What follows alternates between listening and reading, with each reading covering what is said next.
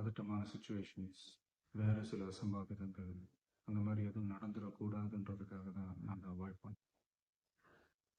இந்த நேரத்தில் சொந்தங்களை இழந்து தவிக்கிற இத்தனை குடும்பங்களுக்கும் என்னுடைய ஆழ்ந்த இரங்கலை தெரிவிச்சுக்கிறேன். எனக்கு தெரியும், என்ன சொன்னாலும் இது ஈடே ஆகாதுன்னு எனக்கு தெரியும்.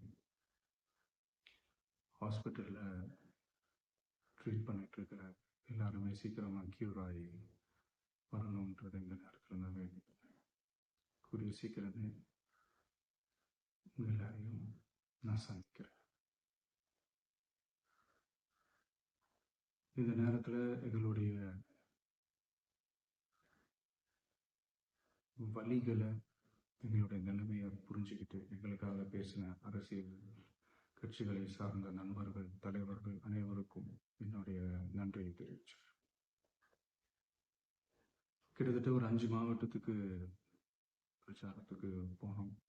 இந்த மாதிரி எதுவுமே நடக்கல. ஆனால் கரூரில் மட்டும் ஏன் எப்படி நடக்குது, எப்படி நடக்குது? மக்களுக்கு எல்லா உண்மையும் தெரியும். மக்கள் எல்லாத்தையும் பார்த்துக்கிட்டு இருக்காங்க. கரூரை சேர்ந்த அந்த மக்கள் உண்மையெல்லாம் வெளியில் சொல்லும்போது எனக்கு கடவுளே நேரில் வந்து இறங்கி அந்த உண்மைகள்லாம் சொல்கிற மாதிரி எனக்கு சீக்கிரமே எல்லா உண்மைகளும் வெளியில் வரும்.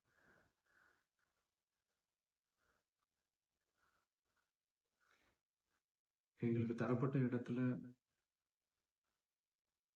நாங்கள் போய் அந்த அந்த ஸ்பாட்ல இருந்து நாங்கள் பேசிட்டோம். அதை தாண்டி எந்த தவறும் எங்கள் சைடில் நாங்கள் எதுவும் செய்யலை.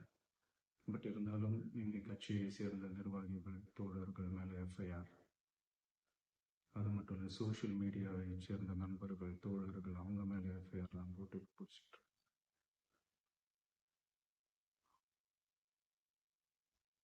சிஎம் சார், உங்களுக்கு ஏதாவது இந்த பழி வாங்கணும் அப்படின்ற எண்ணம் ஏதாவது இருந்துச்சுன்னா என்ன வேணாலும் பண்ணுங்க. அவங்க மேலே கை வைக்காது. நான் ஒன்று வீட்டில் இருப்பேன், இல்லை நான் ஆஃபீஸில் இருப்பேன். என்ன வேணாலும் சரி. நண்பர்களே, தோழர்களே, நம்மளோட அரசியல் பயணம் இன்னும் ஸ்ட்ராங்காக, இன்னும் தைரியத்தோட